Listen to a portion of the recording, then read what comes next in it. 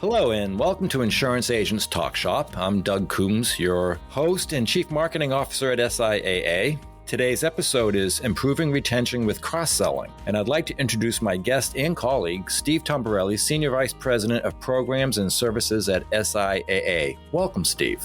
Thanks, Doug. It's a pleasure to be here, and this is such a great topic for us now in the hard market and helping our agencies and grow across the country. So great topic, great timing. Excellent. Thanks. So for any business, let me set the stage here. It's far more cost effective to retain a current client than it is to find a new one. And so it means focusing on customer retention is simply smart business. And one of the best ways to do this is by cross-selling, meaning offering existing clients additional services and products that match their needs. And let me just sum that up by saying, really, it's just a lot less expensive and a lot more efficient to sell to your existing customers than to acquire new ones. And so while it's always a valuable strategy, it's important, or its importance is magnified in a hard market, as Steve was just mentioning, and it helps agencies navigate the challenges of reduced capacity and higher premiums by deepening existing client relationships, diversifying revenue streams, and enhancing the overall client experience. So on this episode of Insurance Agents Talk Shop, we explore the act of cross-selling and its role in enhancing that client retention. So we'll dig a little bit into the client sales journey, the advantages of a one-stop approach, and the power of creating quote-unquote sticky client relationships. And also, if we have the time, we'll get into discussing the merits of niche or niche specialization in reducing competition and bolstering client trust. So I just wanted to mention, for those of you who may be unaware, Steve created the very successful Business Insurance Advantage, or BIA, program here at SIAA. And the course teaches agencies how to efficiently target, write, and expand their small commercial business. And he's also responsible for working with agency growth coaches across the country and helping member agents grow and succeed. So it is nice to get his expertise here on this topic.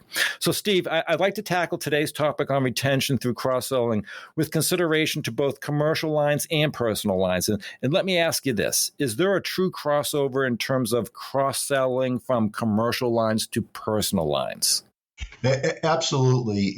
It's a missed opportunity if an agency is dealing with a commercial lines opportunity and they're not having the discussions around what personal lines that person has. Do they have a home, the cars, second home, toys? So it truly is a missed opportunity if that discussion doesn't take place. And when you look at it too, that it's an opportunity to, and we'll get into this maybe a little bit deeper in this conversation, but it's an opportunity to strengthen the agency, strengthen the relationship, and build trust with that client, and have that client as a referral base too.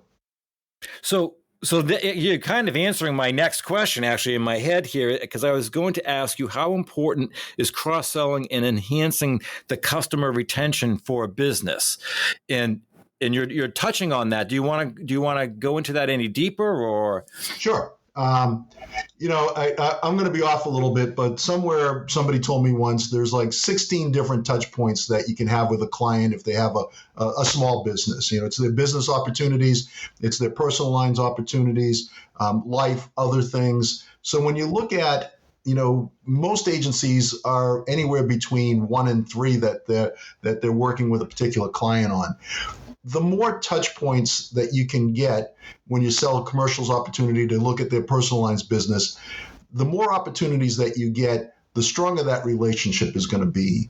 And it's a holistic view of that person. How does their business interact with their personal lines? What's their goals? Are they looking for additional things in their personal business? So really having that lens to be able to look at both commercial and personal, and having that relationship with the client just strengthens, totally strengthens the retention, because the person is less likely to go outside and start looking for a different agency if they're happy and you've got more touch points with them, that you understand their entire picture, not just one little aspect of their life or their business. Very good. So it's interesting. As you were mentioning touch points, I'm wondering, are there specific moments during a client's insurance purchase journey, if you will, that are particularly effective as cross-selling opportunities? I think there's a couple things, and you hit the word journey, and that's exactly what it is. Very poor agents go out there and, they're trying to right out of the gate, talk about everything that they do and how they can help them and all that. And it really is a journey. It's a journey to understand what that client's makeup is. What are they looking for? What do they have? What are they trying to protect? What's their goals and plans? So, when you look at that journey, it's kind of an education process. So certainly in the beginning of the journey, letting that client know that you're a full service agency, you have the ability to help them in many different points. And then over the course of conversations and talking to them, really strengthens that opportunity to hone in on a couple of things. You understand what their personal lines are. You understand maybe they have, jewelry needs or collection needs or second homes or umbrellas or whatever it may be. So over the course of your discussions and understanding that person's makeup can give you the opportunity to then open the door to then be able to suggest other coverages and where you can help that person to tie everything in. So as you get closer to the close, it then creating that opportunity to go back to reference the point. Hey, you talked a little bit about your second home, or you talked a little bit about your needs because you have a youthful driver in your home, things like that. So when you close on your primary piece of business, there's a great opportunity to bring it back from that discovery point, to bring it back to then talk about other opportunities, those other touch points that we're talking about. Got it. And those are all really valid points, I believe. And I guess, though, even as we talk about the journey and kind of uncovering needs as the conversation goes on at different points in time, I think the conventional wisdom would be that the first policy sale, or the renewal period would be the prime moments for cross-selling. Do you agree with that? And if so, why is that timing so crucial? Yeah, I do. And I'm just going to lump both of them kind of together. It's that trust point. So at the time of the first policy sale or the time of the renewal, that client is saying to you, I have faith in what you propose to me. I like how it protects my needs, and I'm making the decision to do business with you. So you have that validation that person wants to work with you. They're continuing their relationship with you. That's a strong point right there, a positive point to be able to start. Okay, well, I'm glad we have this taken care of, but let's talk a little bit more about this over here. So it really gives you that opportunity to open the door and have further conversations. Again, back to those 16 touch points I talked about, some of those other things to show the person how you can help them protect their assets and protect their business. Understood. Okay. So that being the case, then, can you talk a little bit about how being able to offer multiple insurance types and therefore being able to be that one-stop shop create benefits for both the agent and the client, and then how that subsequently would affect the retention rate? Yep. So, think about it this way. You get the 16 touch points. There really is going to be no agencies that have all of those. But the more you have, so let's say you're dealing with a client for commercial lines and their personal lines business is with an agency down the street. That agency down the street is going to be asking for your commercial lines business at some point in time. So the more that you can tie all these things together from an agency point of view, you're kind of keeping your competition out rather than having your competition side by side with you in working with that client. So as you can build that trust, like we just talked about over the policy close or the renewal, you're building that trust in adding on to the number of touch points you have with that person, eliminating your competition from being right there with you side by side. From a person's point of view, from an individual's point of view, the client's point of view, think about it this way, that person has to deal with multiple insurance agencies. And the people at different agencies have less of a lens into what that person's total picture is.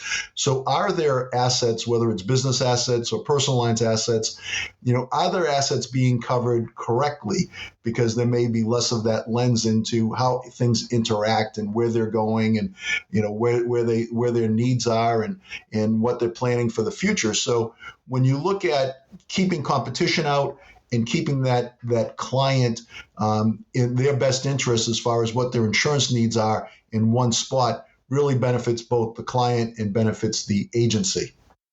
Got it. So, and so you're making me think about how important that whole relationship, if you will, is in terms of your clients and maintaining business with them. So I'm just wondering if you might take a moment to talk about the concept that I mentioned earlier about sticky relationships with clients. I think you're getting there, and I'm just wondering why is this an essential or this approach essential for customer retention?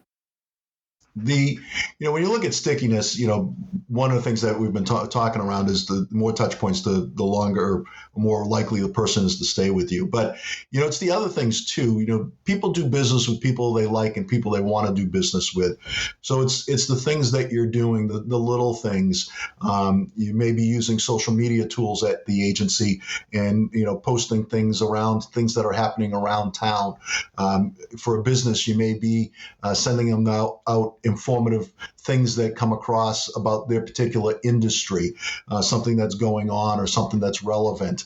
So that stickiness goes beyond just the number of policies. It goes on that the interactions. How are you building that relationship? How are you having touch points over the course of the year, whether it's digitally or meeting with them or, just supporting some of the things they do, creatively. If you have a restaurant, do you buy gift cards and send them out to other clients, things like that. So that stickiness is not just the policy sold. It's that whole look of how you work with your clients and keep that relationship strong so that you are warding off the other competition, other agencies in your town, because, hey, I've got my policies here and, I get all this information about my business, or I get my policies here and, they're constantly talking to me about, my kids' birthdays or whatever it may be. So it's all those things that you tie together, or, even simple pictures of things that are going on in town. There was a 4th of July parade and you post that on the agency website. It's all those things that tie together to make that stickiness around a relationship and a client. Gotcha. So, all right. So that's really good, and you're actually getting into the tactical now, and I like that because truly, my next thought or question is around identifying the top 3 tactics. You've actually just identified a number of them, but are there 3 that you would identify as tactics for or practices that agencies should consider to enhance their client retention in a more general sense, especially when looking to cross-sell more effectively? There's so many more than 3, but I'll take a shot and try to narrow it down to 3 for us. All right. I guess the first one I'd say is communication.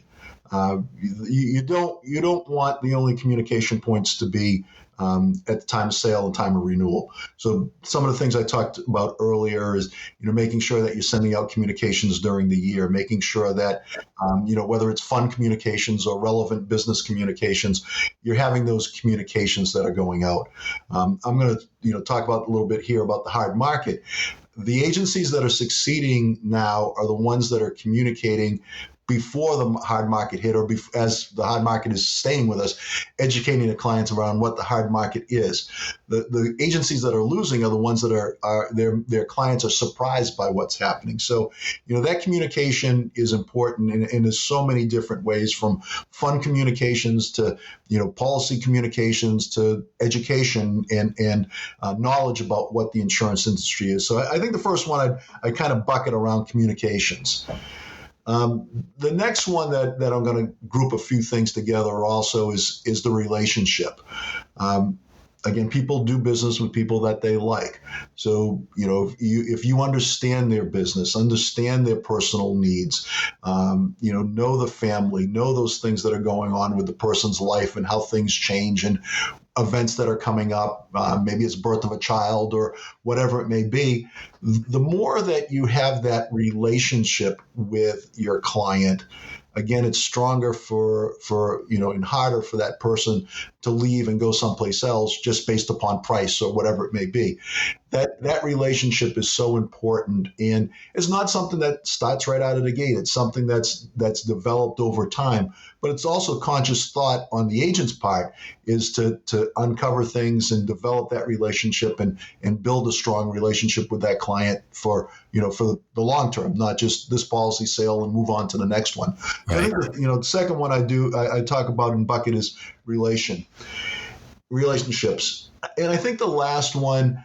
And it's extremely important, and sometimes it happens and sometimes it doesn't happen, is service. How does the agency service that client? So, and the reason why I said sometimes, the statistic is somewhere around 20% of policies have claims. So majority of the time, there's not claims going into an agency, but there may be needs in a business that they're adding more vehicles or expanding their space or doing things differently.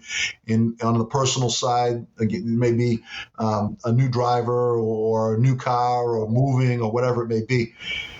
How does the service team, are they at the agency, are they aligned with the principle and the philosophy of how the agency wants to take care of their clients? So the servicing of the clients, both on the personal and commercial line side, is key, because a lot of relationships could be damaged or lost based upon service falling down.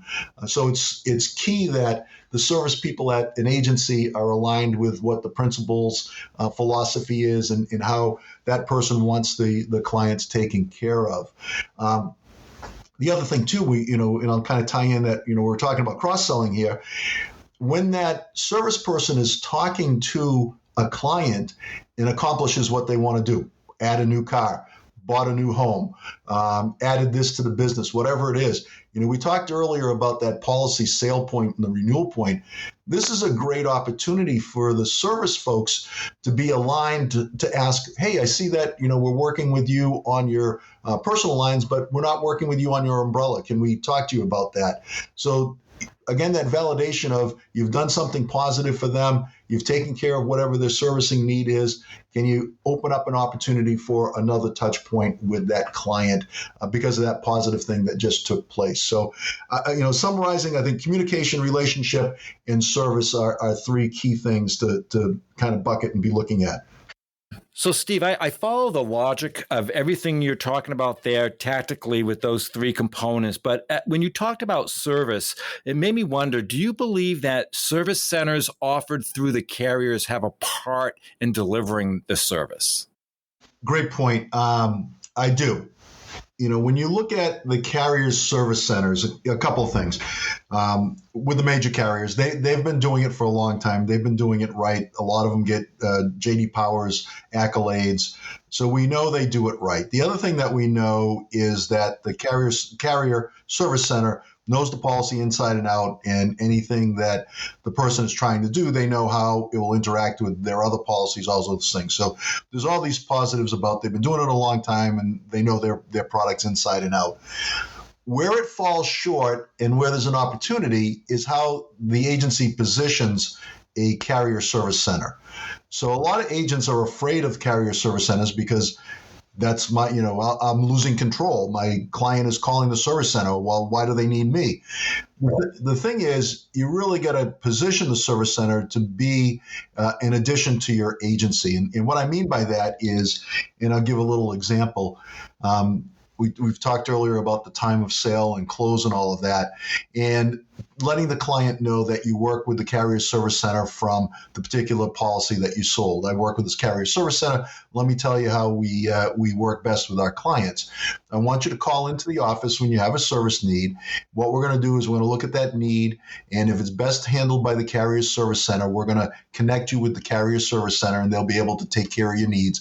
But what we're going to do is make sure that it's the right place to go, and we're going to make sure that we know what you're looking for and what you're trying to accomplish with that service need. So a couple things are happening there. And one of the things you can say too is that, I don't do this for all of my clients, but, for the certain clients, it makes sense for, it's a great option and it makes sense for you. So the first thing you're doing is you're setting it up at the point of sale that this is what's going to be happening. The second thing you're doing is you're not losing that local relationship touch point, all those things, because they are calling into your agency and you're linking them out to the carrier. But the biggest thing, and this is where a lot of people miss, is this is another sales or cross-sell opportunity. So, let's say somebody calls in today. A couple of days later, the service team at the agency calls back to that person and says, hey, just double checking, make sure everything went the way you wanted it. I saw that you were trying to do this. Just want to make sure everything is the way you wanted it. And 99.9% of the time, the carrier service center do it right. Am I going to say 100% of the time? No. So in case something fell short, your team is there to pick it up. But the big thing in talking about cross-selling is back to that positive checkpoint. Oh, yeah, they added my card. Hey, you know what? They told me that I have to look at this over here, do that. So everything was positive in that experience for your client. But your service team is now going, hey, by the way, that's great. But I also noticed that we're not working with you on your life insurance. So it's, again, keeping that opportunity to introduce something new at a positive point in an interaction with the agency. So I think carrier service centers, they offload some of those repetitive needs off of your service team. And again, they do it right. They know how the policies interact. So they are a very, very important strategy for agencies to look at.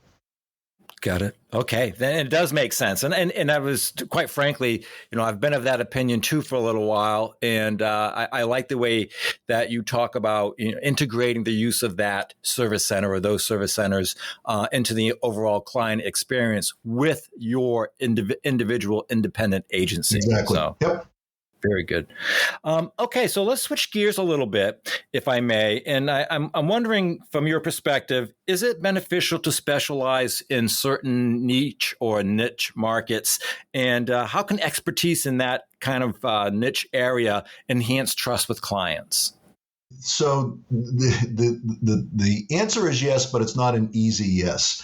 So absolutely, there's all great reasons for you to hone in on a particular line of business or type of business and become the expert on that. So you know who the right carriers are, who has the right policy terms and exclusions or endorsements for the particular needs of that particular type of client.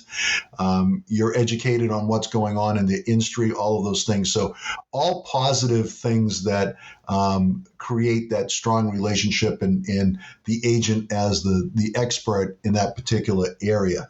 The other thing, so a couple things to think about and look at is, one is you want to make sure that you have enough carriers that work in that space. So whether it be higher net worth individuals on the personal line side, or whether it be a particular industry on the commercial line side, you don't want to just go, hey, I'm going to go out after this and not be aligned with carriers to say, I've got product that fits the needs of that particular segment. So the first thing is you want to make sure you're aligned with a carrier. The second thing is, and you got to look at this with your eyes open, this is kind of why I maybe hesitated a little bit in the beginning. A lot of people do this or look at this. So you may be going into a crowded space where others think that they are an expert in a particular industry. So putting your time in, your education, doing your homework, being involved in the associations, being involved in groups, in creating, content for to put out to help them educate the client and things like that.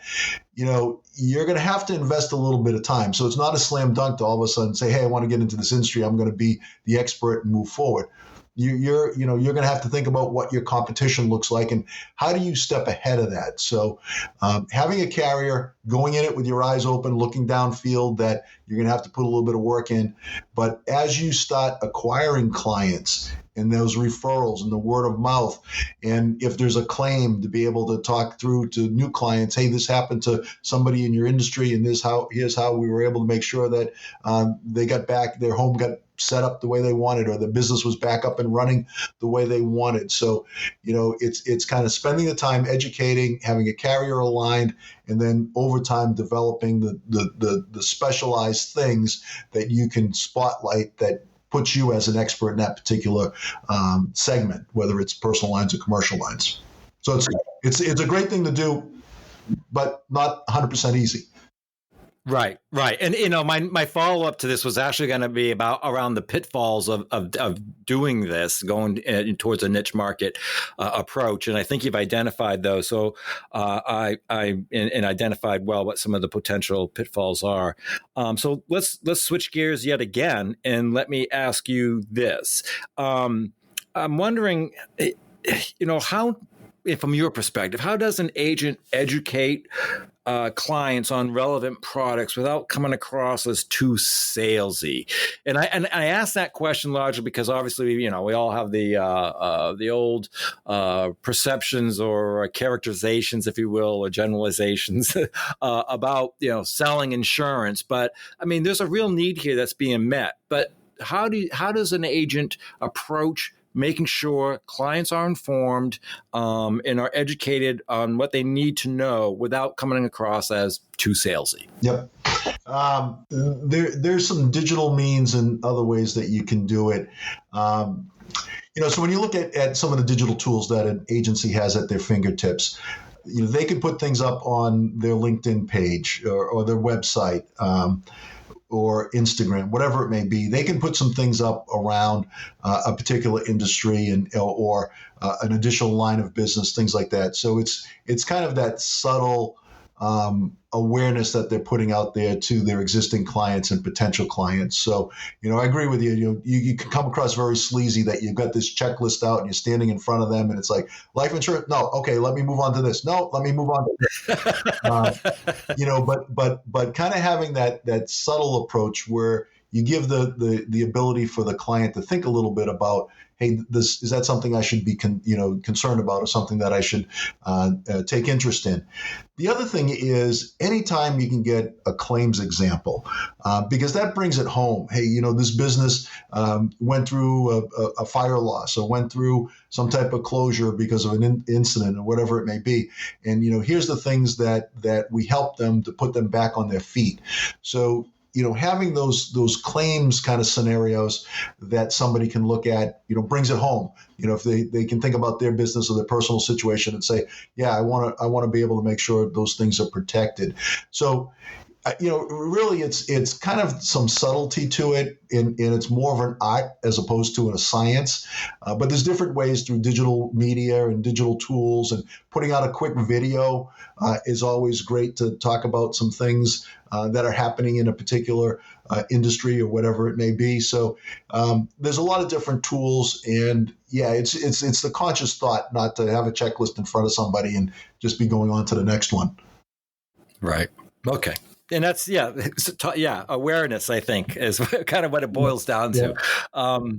So even in that response to me, we've kind of skirted around or skimmed a little bit the topic of using data, technology, and analytics when it comes to client retention. And I haven't gone into that with you today because I think we could probably record 2 episodes alone on that topic. But do you have any high-level thoughts for agents regarding the use of data in the area of client retention and cross-selling? I'll try to make it quick because I agree with you. We could go on for a couple of podcasts. There's a wealth of information in an agent's AMS system, and most agencies underutilize their AMS system by far.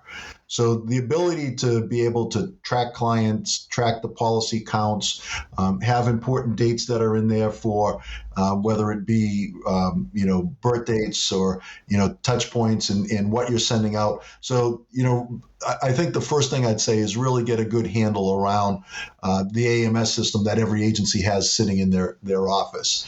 And then there's a lot of other tools out there, and there's things that insurtech companies have to help cross-sell and understand who your clients are and those things too. So it's really being able to navigate through some of the things that the InsurTech space has that also helps it. But, like I said, the agency management system is sitting there, and there's a ton of information that can help somebody cross-sell, upsell, retain clients, be stronger, build their agency right there. That's sitting there in their agency currently.